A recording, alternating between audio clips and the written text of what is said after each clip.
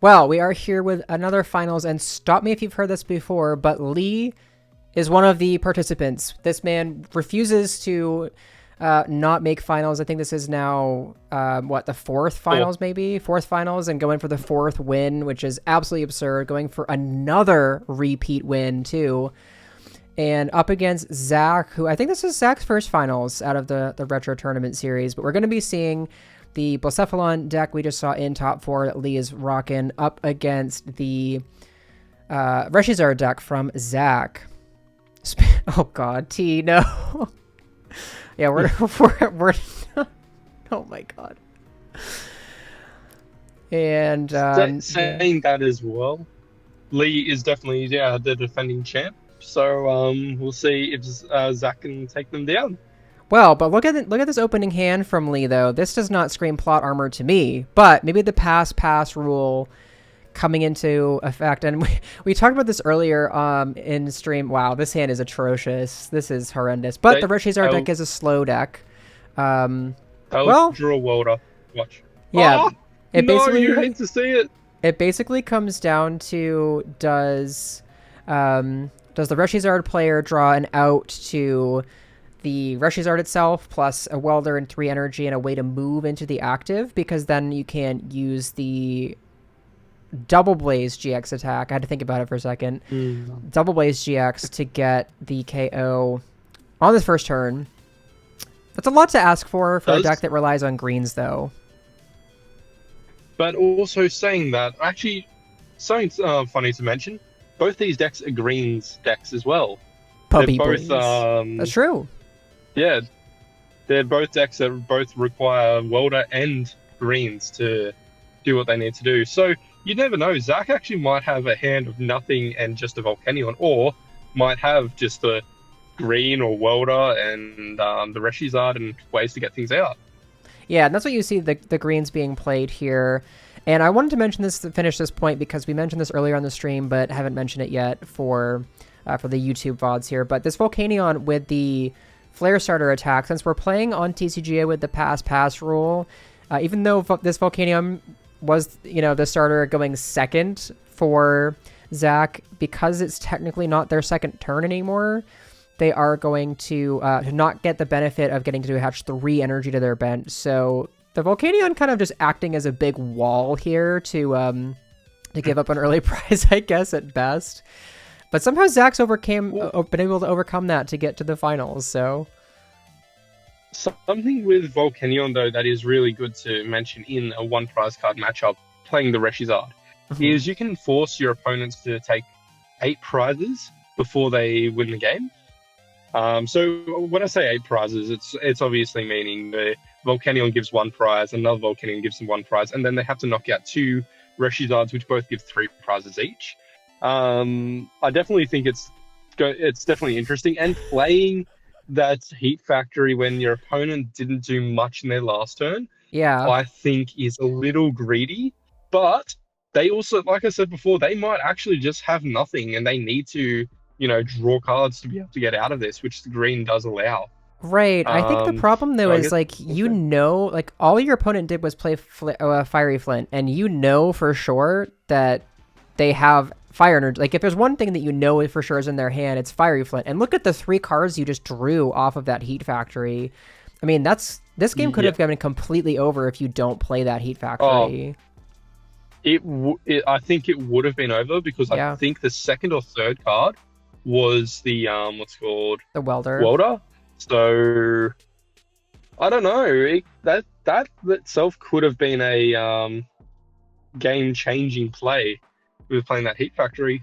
It definitely changes the game. I honestly think it turns this into, it gives us a full game, which is great to see, but for content. Absolutely. But as far as Zack trying to take down our defending champion here, I think that one might be something you come back to later and regret it a little bit. I agree, but it also could mean they might see that welder next turn that they didn't need to see to take out a knockout. Absolutely true.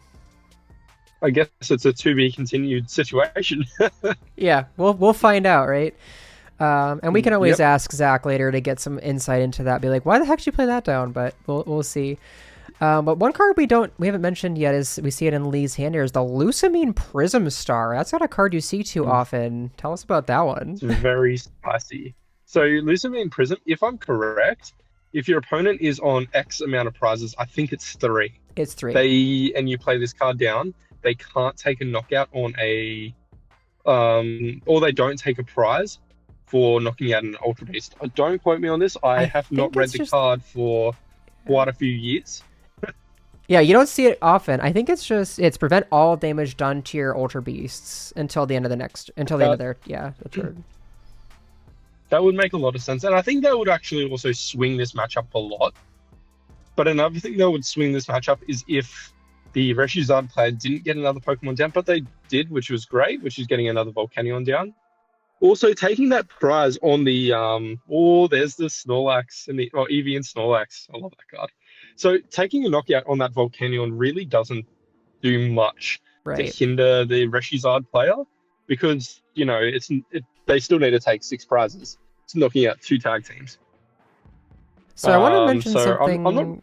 I forgot. This ReshiZard list is actually really, really spicy. So we actually see in here that there's a Professor Kukui, and why this is relevant is because that Volcanion's second attack, High Heat Blast, it does 50 base, and then if there are 4 or more fire energy in play, attached to your Pokemon in play, I should say, it does 110 total, so it adds an extra 60 damage. Now, that would have been 10 short in picking up a KO on something like the Blacephalon normally, but with that Kukui, you can actually hit 130 to take out the Blacephalon. So I was kind of discounting this Volcanion as an attacking option in this matchup, but forgetting about the Kukui, you can actually take KOs with it, which is pretty relevant.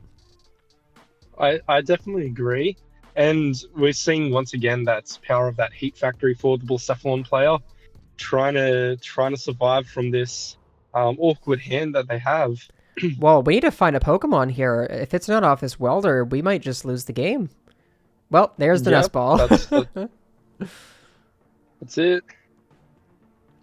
And that's the fear of the greens build of this deck. I know there was a version of this deck at one point that played like Stellar Wish Jirachi. This was later, in future formats, and you could play things when you got access to things like Scoop Up Net.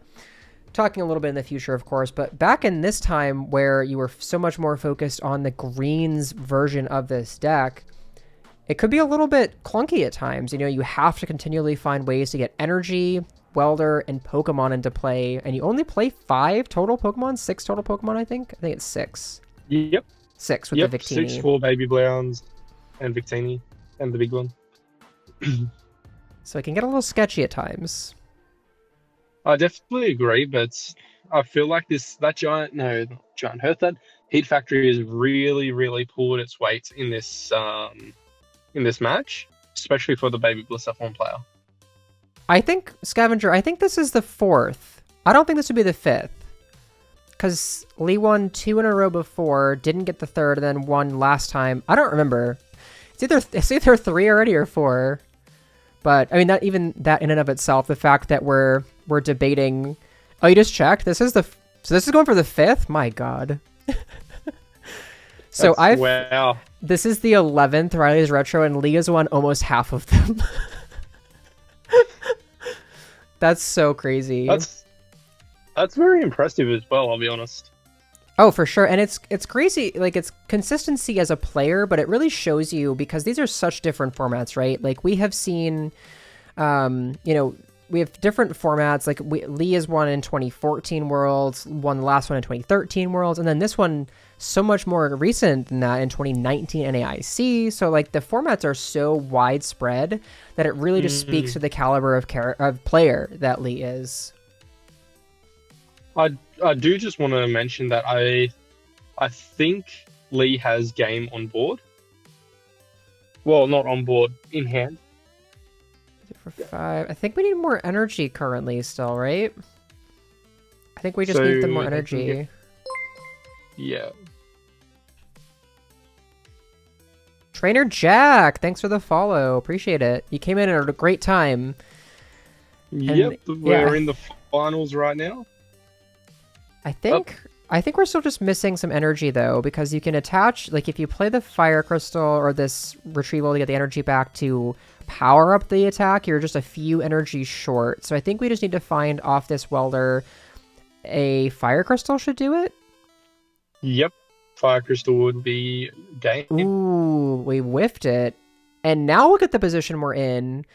We whiffed the KO and we have the rescue stretchers at least. I was like, we don't see a Pokemon, but we do have the rescue stretchers at least. So Lee doesn't immediately lose either, but you're also still very, very far ahead because your opponent still has to take 4 prizes. That is true, but there is also no welder in hand as well.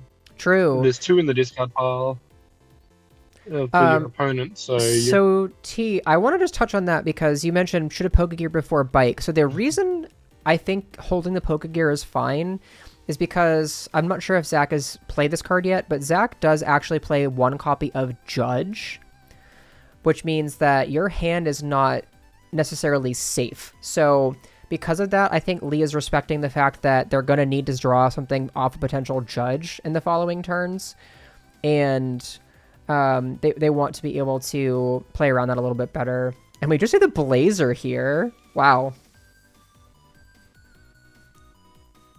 That's a very interesting play. It doesn't really help our math at all.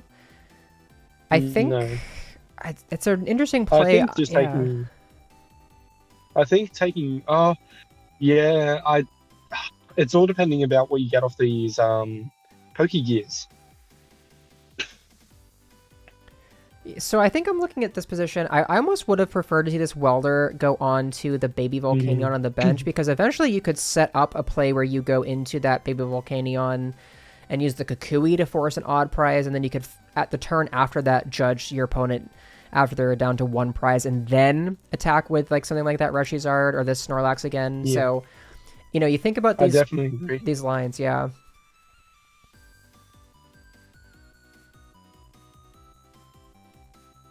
And that's one thing that this Blacephalon deck, it kind of throughout its history, it was really regarded as a deck that very much was susceptible to hand disruption, because you need to have all of these, like, look at all of these pieces that you need to have every single turn.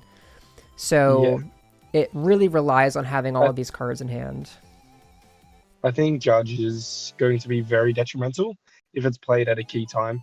For sure. But I think this is actually just going to be game here. We should have the double fire crystal, gets 6 total fire energy from the discard pile, and that's going to add up to 300 damage with this Fireball Circus, which is a great attack name, by the way. Fireball Circus. Yeah. And Lee is going to take it. They couldn't have done it any better. Yeah. And Lee will take this one. Definitely getting off to a pretty good game in that one, but hope, the Heat Factory, really questionable there. I guess we'll see how this goes in game 2. Yeah, and it's funny because, typically this... Wow. Oh my god. This is a fantastic opening turn. This is just what Lee wanted to see, and this is not at all what Zack wanted to see. Did start the Volcanion, but we're going to be able to get a Welder plus some additional bench Pokemon. So this and a Fiery Flint off the top is just icing on the cake. Wow. Lee's plot armor. Interesting decision here, though, to hold off on the Welder, which I think is actually kind of a fine play, because your opponent only playing the Judge as a way to disrupt this hand, so it's most likely... you're most likely just going to be able to keep every card in this hand on the following turn, and the Welder getting played here, not a Greens. If they don't see a Charizard here, I think it's just going to be an early game. Pokegear again. Oh boy. I'm nervous. Oh no! And that's just game in hand for Lee. Wow. Yep. I mean, I can't even... It's so unfortunate to see the finals end this way. But what can you say at this point about Lee? Like, I mean, just a player who has played so expertly in these tournaments, and, like, absolutely, the luck sometimes just falls your way too. When you're the best, it's good to be the best and still be the best. And once again, Lee is your champion.